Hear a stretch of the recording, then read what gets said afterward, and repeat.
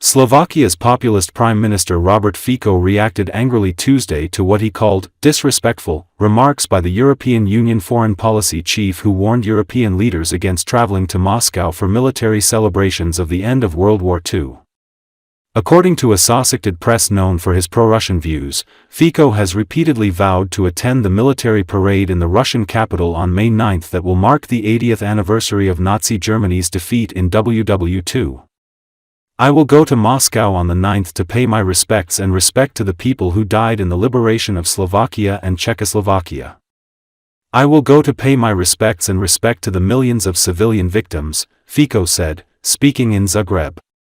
Kaja Kallas told reporters in Luxembourg on Monday after a meeting of EU foreign ministers that what was also discussed and very clearly said by different member states is that any participation in the 9th of May parades, or celebrations, in Moscow will not be taken lightly on the European side, considering that Russia is really waging a full-scale war in Europe. Je celkom prirodzené. My budeme 8. mája robiť obrovské oslavy oslobodenia a konca boja s fašizmom v Bratislave, lebo to je náš deň, a 9. pôjdem do Moskvy. Ja pôjdem 9. do Moskvy prejaviť úctu a rešpekt k ľuďom, ktorí zomreli pri oslobodzovaní Slovenska a Československa. Pôjdem prejaviť úctu a rešpekt miliónom obetí civilných. Povedať vysoká predstaviteľka Európskej únie premiérovi suverénneho štátu. Premiér je, že ho vystríha pred cestovaním niekam. Ako to môže povedať? A že vraj to nebude brané na ľahkú váhu. Čo to má znamenať?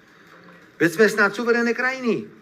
Ja by som si v živote nedovolil kritizovať premiéra vašej krajiny, ak sa rozhodne urobiť nejaký krok, ktorý je založený na historickej pravde. Veď toto je o historickej pravde, o ničom inom. Preto som sa včera ohradil voči slovám vysokej predstaviteľky Európskej únie pani Kallasovej slušným spôsobom, ale pokiaľ je Slovensko suverénna krajina, máme našu historickú pamäť, máme naše historické skúsenosti, nemôže mi prikazovať komisárka Európskej únie, komisárka, ona je členkou komisie.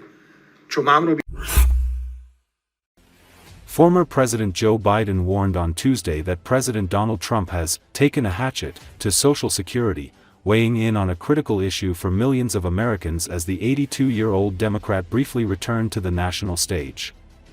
According to Associated Press, Biden, who has largely avoided speaking publicly since leaving the White House in January, delivered his pointed message during an evening speech at the National Conference of Advocates, Counselors and Representatives for the Disabled in Chicago.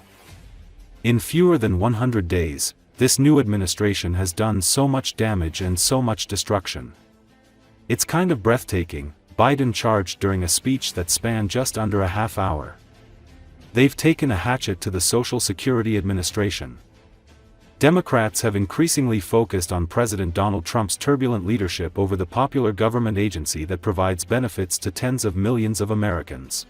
Along with a planned layoff of 7,000 workers and contentious plans to impose tighter identity-proofing measures for recipients, the SSA has been sued over a decision to allow Trump advisor Elon Musk's Department of Government Efficiency to access individual Social Security numbers and other personally identifiable information.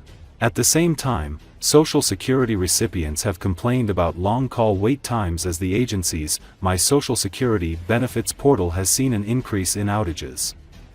Individuals who receive supplemental security income, including disabled seniors and low-income adults and children, also reported receiving a notice that said they were not receiving benefits.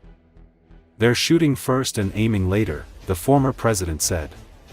"They want to wreck it so they can rob it." Why do they want to rob it? In order to give tax cuts to billionaires and big corporations. The Democrats have declared today the Save Social Security National Action Day. National Day of Action, I should say. We know just how much Social Security matters to people's lives. Everyone in this room fights for people with disabilities who rely on Social Security to survive. To survive. Not just the physical side, it's the mental side. It's the mental side. You make sure folks get the benefits they earn after a lifetime of hard work. The work they do is more than just a profession, what you do, it's a calling. It's not just a profession. And Social Security is more than a government program. It's a sacred promise. We made it a sacred promise.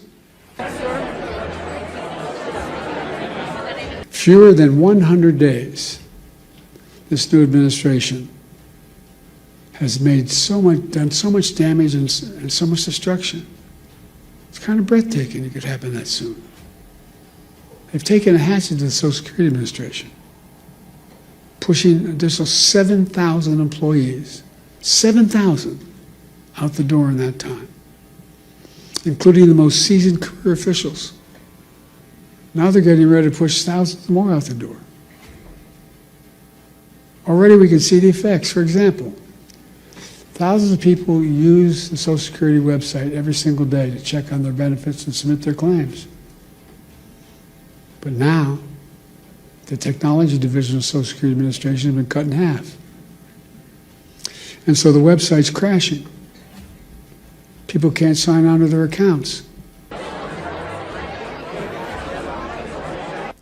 Why are these guys taking aim at Social Security now? Well, they're following that old line from tech startups. The quote is, move fast, break things. Well, they're certainly breaking things. They're shooting first and aiming later. And as a result, the result is a lot of needless pain and sleepless nights. My friend Governor O'Malley knows what they're really up to. He says, and I love his quote, they want to wreck it so they can rob it. They want to wreck it so they can rob it. And why do they want to rob it? In order to deliver huge tax cuts to billionaires and big corporations and keep it going. They want to make permanent the 2017 tax cuts, which overwhelmingly benefited the wealthiest Americans and the biggest corporations. Who are we? What makes us distinct from the rest of the world? It comes down to basic, in my view, fundamental American values. Nobody's king. Nobody's the boss. Everybody has a shot. All people are asking for is a shot. Honesty, decency, where hard work is rewarded. Have some faith in each other. Fairness, simple fairness. We can't go on like this as a divided nation, as divided as we are. Like I said, I've been doing this a long time. It's never been this divided. Granted, it's roughly 30%, but it's a 30% that has no heart.